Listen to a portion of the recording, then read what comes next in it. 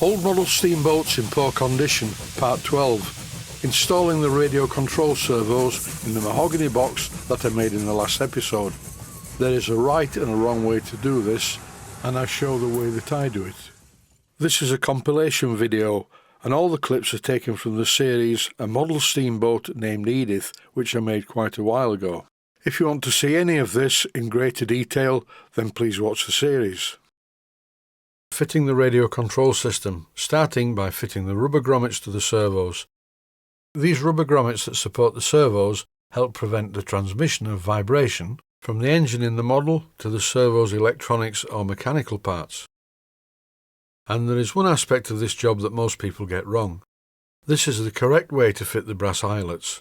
You do not fit them the other way around, because if you do that and you tighten the bolts, then what happens is the eyelet digs into the wood, which in turn compresses the rubber grommet, which is an essential part of the anti-vibration system.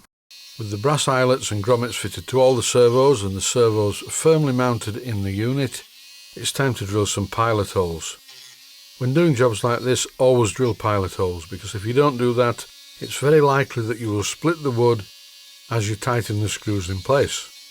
I find that this is the best way to make the pilot holes, less chance of errors. It's a bit messy, but the brass eyelet is a good guide for the drill to make sure that the pilot hole is in the correct place. Modern servos like this are very dust proof, so it's not a problem, and all I do to get rid of the dust is blow it away with an airline. The next job is to screw the servos into position using the small screws that came in the packet with the servo fittings. And if you haven't drilled the pilot hole too big, they will be just firm enough to hold the servos securely in place without falling out of the hole. When I select the drill bit to use for drilling pilot holes, I hold it up and then I also hold the screw up, and I always select the drill that is exactly the same size as the centre part of the screw. Well, that's the general idea, and it works for me. Before I go any further, I need to fit this part into the boat, and what I'm doing in this clip is making a cardboard template which needs to be exactly the same size as the top part of the box. Then, using a pair of scissors, I cut out the piece of card. And then I mark on the card the positions for the holes that are going to be drilled down into the wooden box.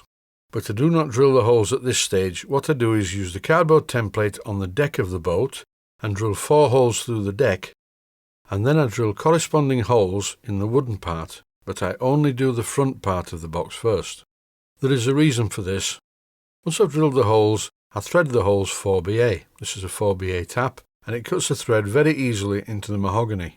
But before finally fixing this box in place, I will be strengthening the threads in this wood for maximum support. Here's a small hole that I cut out in the deck when I removed the small box from the deck. And here you can see the 4 holes that correspond to the position of the box underneath. First of all, I secure the box to the deck by using 2 brass bolts that screw into the threads cut in the wood. Then, whilst holding the box firmly in position under the deck, I drill the other 2 holes. I then remove the box, drill the holes a bit deeper into the wood, and then thread the wood 4BA, in exactly the same way as I did with the first 2 holes. In this clip you can see where the servo finally ended up.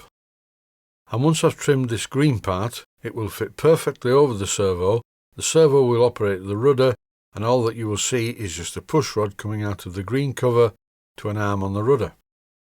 And the only butchery I will have to do is to just cut out part of this green cover to allow the push rod to work.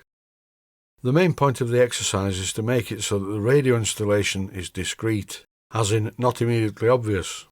In this clip I'm fitting the parts into the boat, starting with the engine, and that fits exactly where I thought it was going to go, quite close to the radio box, but at least it will keep it dry and warm. On this pan shot you can see the gas tank in the water tank at the front, the boiler more or less in the middle, that's the condenser sat underneath the chimney with the engine behind it, and then the radio box. Before I forget, I'm just drilling out the control arms of the servos using a 1/16 of an inch diameter drill bit, because I don't want the pins of the metal clevises that I'm going to be using to be a tight fit in the holes. If the clevises are tight in these holes, then the power consumption can go up. And don't forget, this system is designed to use dry cells for this application.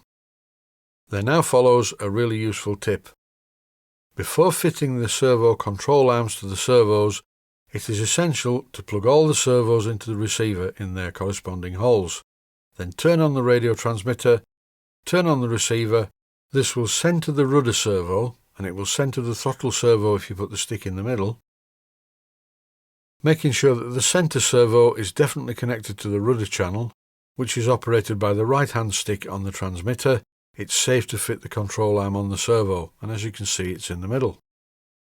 So now I can fit and tighten the bolt that holds the servo arm to the servo, knowing that it's always going to be in this position when the stick at the right hand side of the transmitter is in the centre. This is the throttle servo, and it's in the correct position because it's travelling an equal amount from end to end. The third servo, the one on the left, just uses the on-off switch on the transmitter, and it's important to check that this servo arm also travels the correct distance from end to end. It's time to make the switch mounting. Marking out the brass with an old switch cover which is the same size, I'll then use the milling cutter to mill the slot. Then I file the end of the slot square using a couple of needle files, after which I drill 2 holes to mount the switch and another 2 holes to mount the switch mounting to the wooden part. And after piloting the holes in the wood, as I've shown previously with the servos, I screwed this bracket into position. Then I fitted the switch to it. In this view you get the general idea. This is now a self-contained unit. The battery's in position, there's a volt watch stuck to the battery, which is not the ideal place to stick it, but it's only to tell you how live the batteries are. And for those meticulous eagle-eyed viewers who will spot it, you notice that the centre bolt in the centre servo arm is an M3 slot screw or machine screw or bolt. And that's because the original bolt got lost. And that's the best I can do for now, so thanks for watching and I hope you found it useful. Please take the time to visit my Mainsteam Models website and click on the section of the website that says Video Playlists. And by doing that you can find other videos that you may like to watch. And by using the playlists you can actually watch the videos back to back.